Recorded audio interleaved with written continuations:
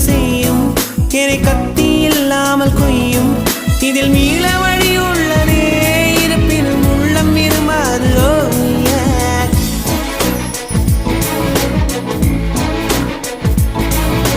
விழிகளின் அருகினில் வானம் வெகு தொலைவினில் தூக்கம் இது 5 புலன்களின் ஏக்கம் என் முதல்